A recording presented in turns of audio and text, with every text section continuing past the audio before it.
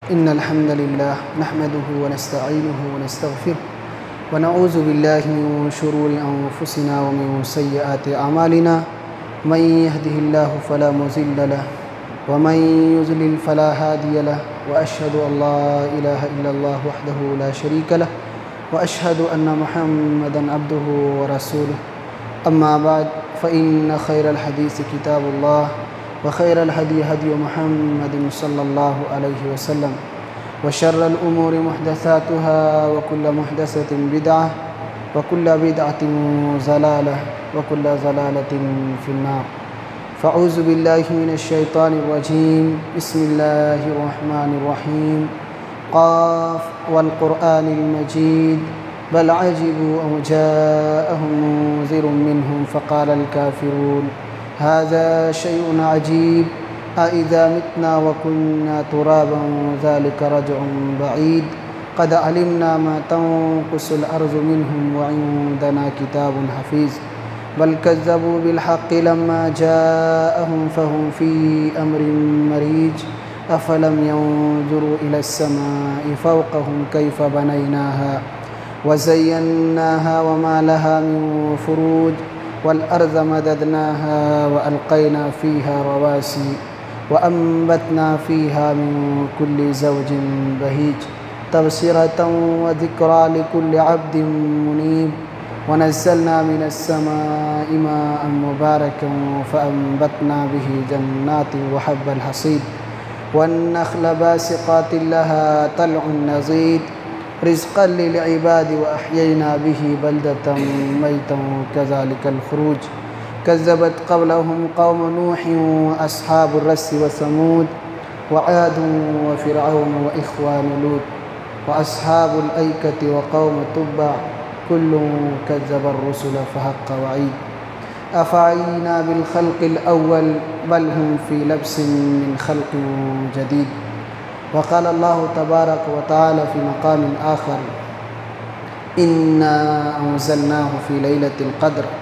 وما أدراك ما ليلة القدر ليلة القدر خير من 1000 شهر تنزل الملائكة والروح فيها بإذن ربهم من كل أمر سلام هي حتى مطلع الفجر. محترم حاضرین، ہم رمضان کے مبارک مہینے سے گزر رہے ہیں اور آدھے سے زیادہ حصہ رمضان کا گزر چکا ہے. رمضان کی راتیں اور اس کا دن خیر اور سعادتوں سے اور خوبیوں سے پر ہے، لہذا ہم اور آپ اس مبارک مہینے میں بھرپور فائدہ اٹھانے کی کوشش کریں. اب ہمارے درمیان صرف آدھے سے کم ایام باقی رہ گئے ہیں، اور ان میں ایسے ایام ہیں جو انسان کی زندگی میں سال بھر کبھی نہیں آنے والے. وہ خصوصیت کے ساتھ اللہ تعالیٰ نے رمضان المبارک کی ان آخری راتوں میں رکھا ہے. تو آج کی ہماری گفتگو مختصراً اسی سلسلے میں ہے، ماہ مبارک کے آخری عشرے کے مخصوص اعمال. ہم اور آپ رمضان کے مہینے سے گزر رہے ہیں، اکثر حصہ گزر چکا ہے. اب باقی کے جو ایام بچے ہوئے ہیں ان میں بڑی مبارک گھڑیاں ہیں، ان کی راتیں خاص کر کے بڑی سعادتوں سے پر ہیں. نیکیوں کو کمانے کا، حاصل کرنے کا ایک حسین موقع اور بہترین ذریعہ موجود ہے. اس مبارک مہینے کے آخری عشرے میں اللہ کے نبی صلی اللہ علیہ وسلم بھی خوب محنت کیا کرتے تھے. اللہ کے نبی صلی اللہ علیہ وسلم کے بارے میں آتا ہے کہ جب رمضان کا آخری عشرہ داخل ہوتا، کان النبی صلی اللہ علیہ وسلم یجتہد فی العشر الاواخر ما لا یجتہد فی غیرہ، کہ اللہ کے نبی صلی اللہ علیہ وسلم رمضان کے آخری عشرے میں جتنی عبادتوں میں کوشش اور محنت کیا کرتے تھے، دیگر عشروں میں اتنی کوشش نہیں کیا کرتے. ہم نے پچھلے جمعہ میں آپ کے سامنے ذکر کیا تھا کہ پورے رمضان نبی صلی اللہ علیہ وسلم عام دنوں سے زیادہ سخاوت کیا کرتے تھے، قرآن پڑھا کرتے تھے، اور صحابہ کرام کو اس مبارک مہینے سے بھرپور فائدہ اٹھانے کی تلقین بھی کیا کرتے تھے، ذہن سازی بھی کیا کرتے تھے. لیکن آخری عشرہ جب آتا تو خوب آپ خود بھی محنت کیا کرتے تھے، اور دوسری روایت کے اندر ہے کہ اپنے ساتھ ساتھ اپنے گھر والوں کو بھی تیار کیا کرتے. یعنی ہم تو عبادت کریں ہی، ہمارے گھر کے بیوی بچے جو ہیں وہ بھی نیکی میں ہمارے ساتھ آ جائیں، اس اچھائی میں ہمارے ساتھ ساتھ چلیں۔ اللہ کے نبی صلی اللہ علیہ وسلم کی محبوب بیوی عائشہ صدیقہ رضی اللہ عنہا بیان فرماتی ہیں کہ کان النبی صلی اللہ علیہ وسلم اذا دخل الاشر شد مئزرہ واحیا لیلہ وایقظ اہلہ۔ اللہ کے نبی صلی اللہ علیہ وسلم جب آخری عشرہ آتا تو اپنی کمر کو کس لیا کرتے تھے، پوری عبادت کے لیے خود تیار ہو جایا کرتے تھے کہ اب سارے کام کاج کو چھوڑ کر کے عبادت میں فوکس کرنا ہے، عبادت میں ذہن لگانا ہے، اور پورے اعتبار سے، جسمانی اعتبار سے، ذہنی اعتبار سے اس سے فائدہ اٹھانے کے لیے تیار ہو جاتے تھے، اور اپنے ساتھ ساتھ اپنے گھر والوں کو بھی تیار کرتے تھے۔ راتوں میں جھاگ کر کے اس آخری عشرے میں عبادت کیا کرتے تھے۔ احیا لیلہ، راتوں میں جاگا کرتے تھے، کھیل کود کے لیے نہیں، باتوں کرنے کے لیے نہیں، بلکہ عبادت کے لیے، فائدہ اٹھانے کے لیے خود بھی جاگتے تھے، اپنے اہل و عیال کو بھی جگاتے تھے، اور خوب محنت کر کے عبادت کیا کرتے تھے۔ لہذا ہمارے پاس موقع ہے، ابھی تو مساجد بند ہیں، یہاں آنا مشکل ہے، تو اپنے گھر میں بال بچوں کو لے کر اس آخری عشرے میں عبادت کا ایک ذہن بنائیں، خود بھی عبادت کریں، بچوں کو یہ تربیت کریں، اور بیوی کو یہ سمجھائیں کہ عبادت کریں، یہ عبادت کی گھڑی ہے، اور رات میں جتنا ممکن ہو سکے قرآن پڑھیں، ذکر و اذکار کریں، اور جب زیادہ نیند آ جائے تو پھر سو جائیں۔ یہ اللہ کے نبی صلی اللہ علیہ وسلم کا معمول تھا اس آخری عشرے میں۔ ہم آپ کے امتی ہونے کے ناطے ہمیں بھی اس کو اپنانا چاہیے کہ جتنا ہو سکتا ہے بال بچوں سمیت اس آخری عشرے میں نیکی کے ذریعہ اپنے زندگی کو بہتر بنائیں۔ ایسے ہی اس آخری عشرے میں سب سے جو بہتر طریقہ ہے پورے طور پر عبادت کو حاصل کرنے کا، نیکیوں کو کمانے کا، وہ ہے اعتکاف۔ لیکن اس سال تو لاک ڈاؤن کی وجہ سے مسجدیں بند ہیں، لہذا یہ صورت ممکن نہیں ہے۔ البتہ جہاں ہیں ایسی صورتیں وہاں کے لوگ اس سے فائدہ اٹھا سکتے ہیں۔ اعتکاف یعنی پوری دنیا سے کٹ کر کے اللہ کے گھر میں اپنے آپ کو بند کر دے، عبادت کے لیے، ذکر کے لیے، اس کے کلام کی تلاوت کے لیے، اور پوری دنیا سے کٹ جائے۔ یہ نہیں کہ یہاں آئے ہوئے ہوں، عبادت کر رہے ہوں، دنیا بھر کی باتیں کر رہے ہوں، موبائل چلا رہے ہوں، اور لوگوں سے گپے لڑا رہے ہوں، رات بھر دن بھر جو بھی ملتے ہیں باتیں ہو رہی ہیں، تو یہ مقصد حاصل نہیں ہوتا ہے اعتکاف کا، جس کے لیے انسان مسجد میں آیا ہے کہ پوری دنیا سے کٹ جائے۔ جب تک ہم مسجد میں ہیں پوری دنیا سے کٹ کر اپنے ذہن و دل کو اللہ کی جانب لگائیں کہ اللہ کو خوش کرنے کے لیے آئے ہیں، اس کی عبادت کے لیے آئے ہیں، اور اسی میں اپنے ذہن کو پورا لگا دیں، اور دنیاوی اعتبار سے اپنے آپ کو ہر اعتبار سے کاٹیں۔ اسی لیے مسجد کو خاص کیا گیا ہے، ورنہ اگر صرف عبادت مقصد ہوتا، ذکر و اذکار تو گھر میں بھی کیے جا سکتے۔ مسجد کو خاص کرنے کا ایک مقصد یہ بھی سمجھ میں آتا ہے کہ انسان دنیا سے کٹ جائے، اپنے رشتے ناطے کو چند دنوں کے لیے دنیا سے بالکل لا تعلق کر دے، اور اللہ تعالیٰ کی عبادت، اس کے ذکر اور اس کی بڑائی میں اپنے پورے ذہن و دل کو لگائے۔ اس لیے یہ رکھا گیا ہے۔ تو یہ اس مبارک مہینے کا سب سے آخری عشرے میں نیکیوں کو حاصل کرنے کا سب سے بہترین طریقہ ہے، اور خاص کر لیلۃ القدر کو پانے کا۔ اور اس کا طریقہ یہ ہے کہ انسان اگر آخری عشرے کا اعتکاف کرے تو 20 رمضان کی مغرب کی نماز سے پہلے سارے ساز و سامان کو لے کر، جو بھی ان کے کپڑے وغیرہ ہے لانا ہے، وہ لے کر کے مسجد میں آ جائے، اور رات بھر مسجد میں عبادت کرے۔ فجر کی نماز پڑھنے کے بعد جو خیمہ ہے اس میں جا کر کے وہ بیٹھ جائے، اور ایک ہفتے کے لیے جتنے دنوں کے لیے انہوں نے اعتکاف کیا ہے، پورے عشرے کا اگر کیا ہے تو پورے عشرے اسی معتکف میں باقی رہے، اور کسی سے اتنا زیادہ بات چیت نہ کرے، اپنی عبادت میں زیادہ زور دے، اور اللہ تعالیٰ کو راضی کرنے کی زیادہ فکر کرے، اور اسی میں کوشش کرے۔ تو یہ ہے آخری عشرے کا سب سے محبوب اور بہترین عمل، اور خود نبی صلی اللہ علیہ وسلم کا پورا عمل ہے۔ اللہ کے نبی صلی اللہ علیہ وسلم جب تک مدینہ میں رہے ہر سال اعتکاف کیا کرتے تھے۔ جب سے رمضان کی فرضیت ہوئی ہر سال آپ اعتکاف کیا کرتے تھے، یہاں تک کہ ایک سال آپ رمضان میں اعتکاف نہیں کر سکے تو دوسرے دنوں میں آپ نے اس کی قضا کی۔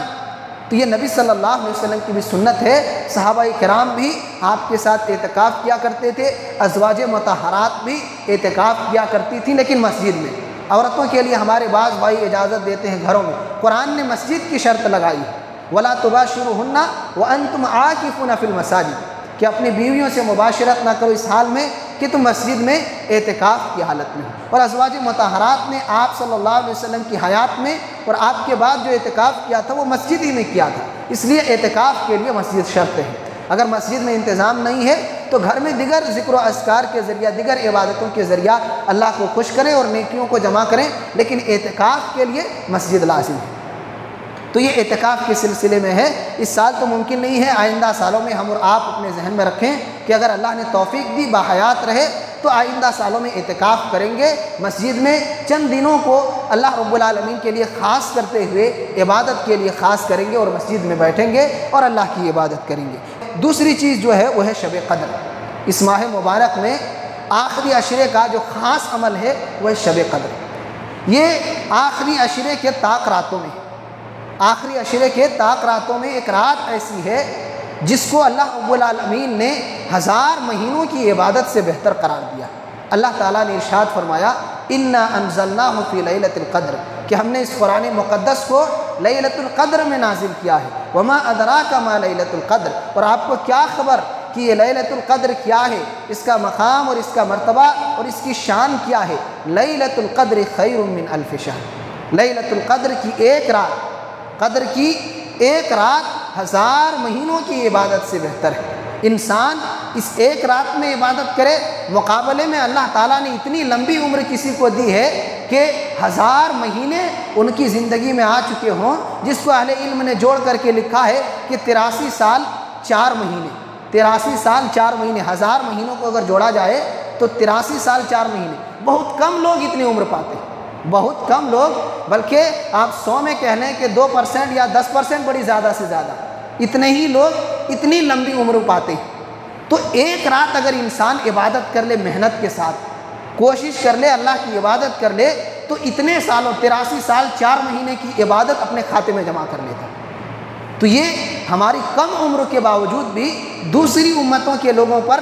بڑھوتری اور فضیلت حاصل کرنے کا بہترین ذریعہ ہے کہ ہم کم وقتوں میں اس ایک رات کے ذریعہ دوسرے لوگوں سے، بڑے بڑے عبادت گزار لوگوں سے اپنے آپ کو عبادت میں آگے بڑھا سکتے ہیں۔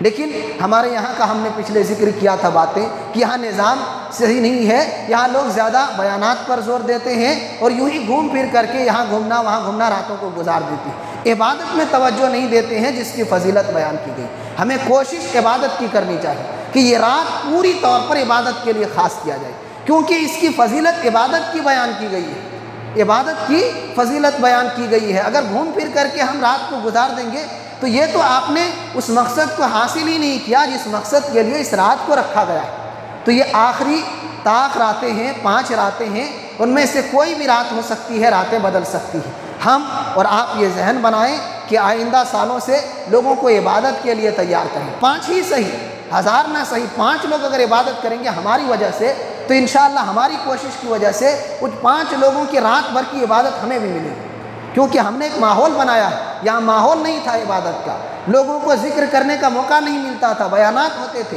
تو ہم نے یہ ذہن سازی کی ہے، لوگ عبادت پر توجہ دے رہے ہیں، قرآن پڑھ رہے ہیں رات رات بھر، تو انشاءاللہ اگر 5 ہی لوگ 10 ہی لوگ ہیں تو ان کی پوری نیکیاں ہماری کوشش کی وجہ سے ہمیں بھی ملیں گی۔ لہذا یہ بہت بہتر طریقہ ہے، اس کو کرنا چاہیے کہ ہم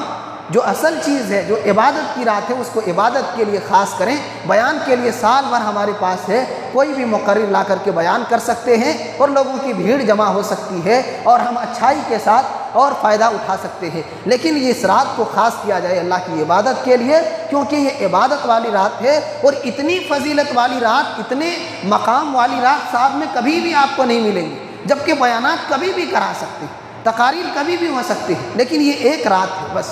چلا گیا چلا گیا،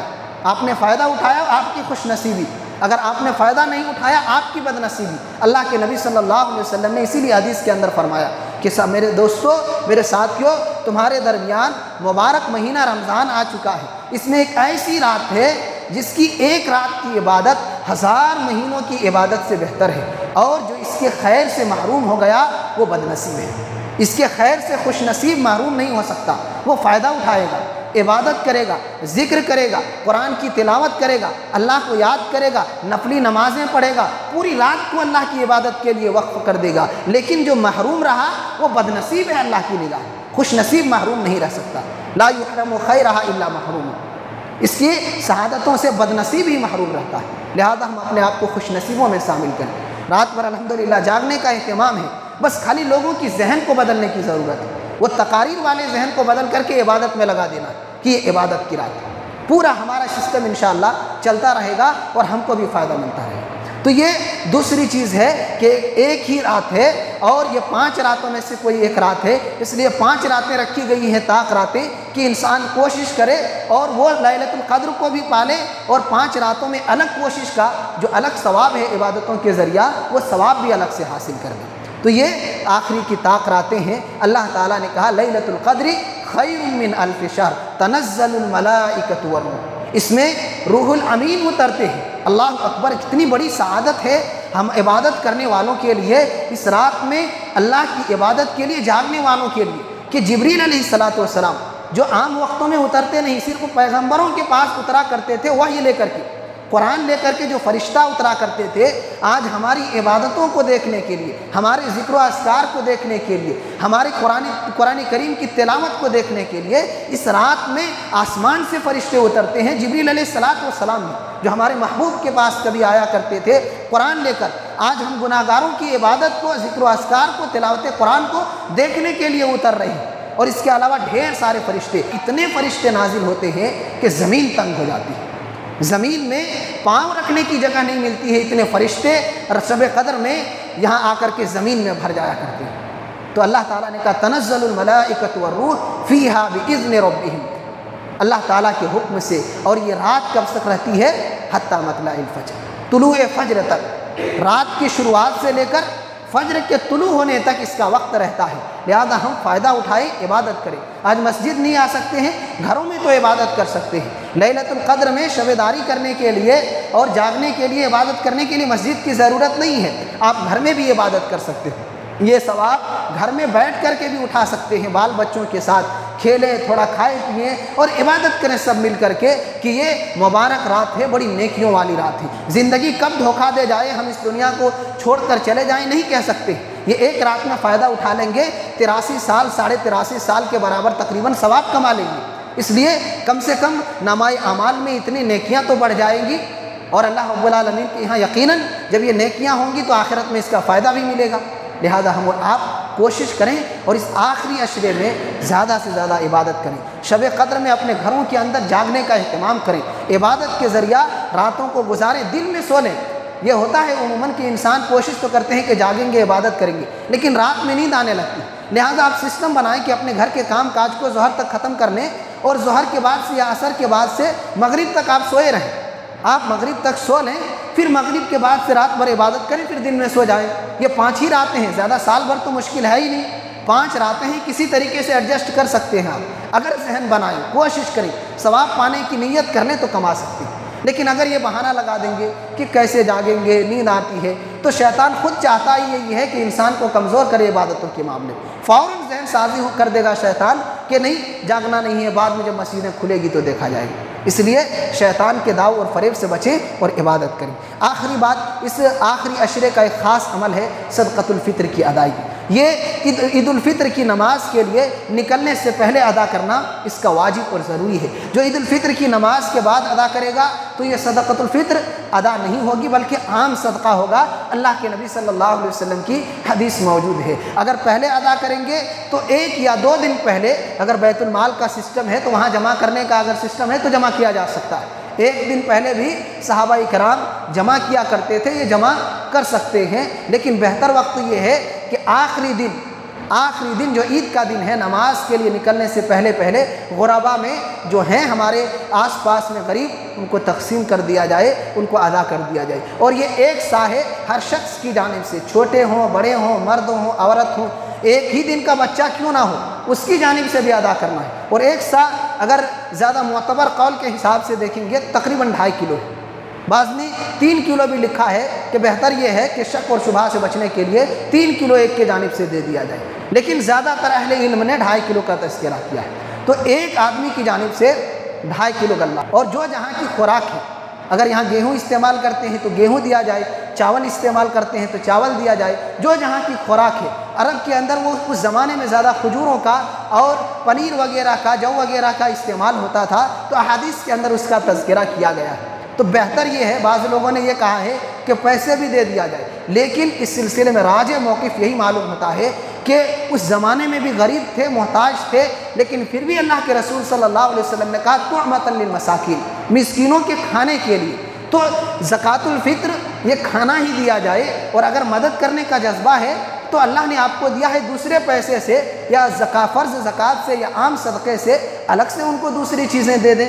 چاہے تیل ہو یا اور سامان ہو تو الگ سے یہ چیزیں دے دیں، لیکن کھانے کے لیے جو غلہ آپ استعمال کرتے ہیں وہی دیا جائے۔ المہم آج کی گفتگو میں یہ چند باتیں تھیں، صدقۃ الفطر کو ہم اور آپ ضرور ادا کریں اور پورے اپنے گھر کے افراد کو جوڑ لیں، اور جو اس کے مستحقین ہیں، ہو سکتا ہے کہ آپ یہ کہہ سکتے ہیں ہمارے علاقے میں عموماً یہ بڑی گڑبڑی ہے، جہاں ہم رہتے ہیں وہاں شروع ہی رمضان میں نکال دیتے ہیں، پھر جتنے مانگنے والے آتے ہیں تھوڑا تھوڑا کر کے ان کو صدقۃ الفطر دے دیا جاتا ہے، زکوٰۃ بھی دیتے ہیں، عام بھی نکالا جاتا ہے، لیکن صدقۃ الفطر شروع میں، کہ بعد میں پھر کہاں آتے ہیں لوگ، اس لیے شروع میں دے دیتے ہیں۔ تو ان کو ہم نے یہ کہا تھا کہ آپ اس کا طریقہ یوں کریں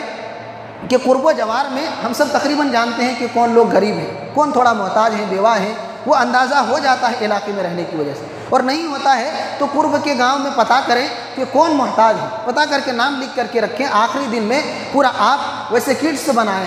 ویسے کٹس بنا کر کے تیار کریں اور لے جا کر کے ان کے گھروں تک پہنچا دیں، ایک ہی دن میں آپ گاڑی میں ڈالیں، ٹو ویلر میں، اور لے جا کر کے ان کے گھروں تک پہنچا دیں۔ آپ کا بھی صدقہ صدقۃ الفطر جو وقت ہے وقت پر ادا ہو جائے گا، اور جو آپ کا مسئلہ تھا کہ کون لیں گے، لینے والے ان کے گھروں تک آپ پہنچا دیے، کیونکہ یہ آپ کی ذمہ داری، آپ پر فرض ہے ان تک پہنچانا، آپ کی ذمہ داری ہے اگر وہ نہیں آتے۔ اب یہ بہانہ لگا کر کے وہ آتے نہیں ہیں اس لیے وقت سے پہلے نکال دیں گے،